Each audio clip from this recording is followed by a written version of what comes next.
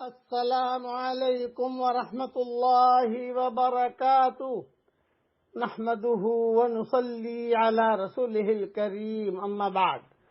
آج کا سبق سن لیجئے۔ آج کے سبق کی سرخی ہے نماز سے دوستی کیجئے، پارٹ نمبر 89۔ ایک مسئلہ بتاتا ہوں، ایک بہت غلط بات چل رہی ہے لوگوں میں کہ اذان جب ہو اور تم آپس میں باتیں کرو گے تو موت کے وقت میں کلمہ نصیب نہیں ہوگا۔ یہ بالکل غلط ہے، ایسی بات نہیں ہے۔ ہماری شریعت اتنی سخت نہیں ہے، اس لیے یہ باتیں چلانی بھی نہیں چاہیے اور یہ باتیں کسی کو کہنی بھی نہیں چاہیے۔ اب سنو، زبیدہ خاتون ایک نیک ملکہ تھی۔ اس نے نہر زبیدہ بنوا کر مخلوق خدا کو بہت فائدہ پہنچایا۔ اپنی وفات کے بعد وہ کسی کو خواب میں نظر آئی۔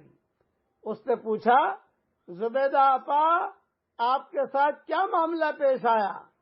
تو زبیدہ خاتون نے جواب دیا کہ اللہ رب العزت نے بخشش فرما دی۔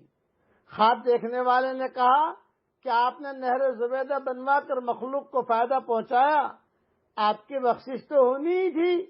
زبیدہ خاتون نے کہا، نہیں، جب نہر زبیدہ والا عمل پیش ہوا تو پروردگار عالم نے فرمایا کہ کام تو تم نے خزانے کے پیسوں سے کروایا، اگر خزانہ نہ ہوتا تو نہر بھی نہ بنتی، وہ پیسہ بھی میں نے ہی تمہیں دیا تھا۔ مجھے یہ بتاؤ کہ تم نے میرے لیے کیا عمل کیا، یہ کہ تم نے میرے لیے کیا عمل کیا؟ زبیدہ نے کہا، میں تو گھبرا گئی کہ اب کیا بنے گا، مگر اللہ رب العزت نے مجھ پر مہربانی فرمائی اور مجھے کہا گیا کہ تمہارا ایک عمل ہمیں بہت پسند آ گیا۔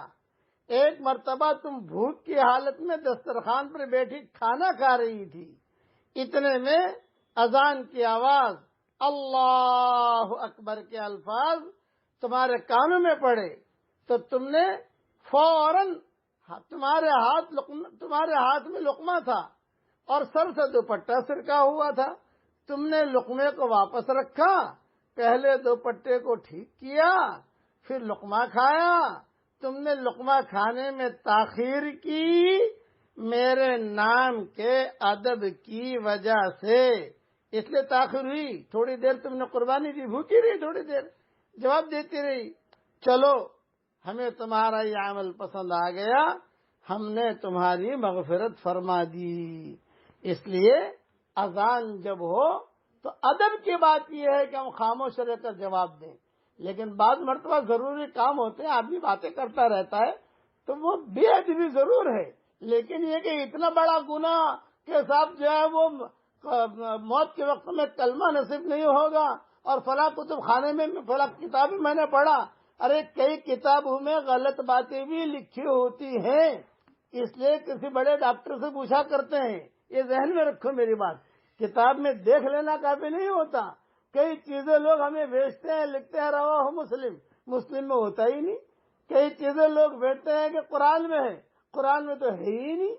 اس لیے ایسی باتیں امت میں نہیں چلانی چاہیے۔ ہاں البتہ اکرام، احترام، ادب یہ بہت بڑی چیز ہے۔ اللہ تعالی ہم ان باتوں پر عمل کرنے کی توفیق عطا فرمائے، آمین۔ وآخر دعوانا ان الحمد للہ رب العالمین۔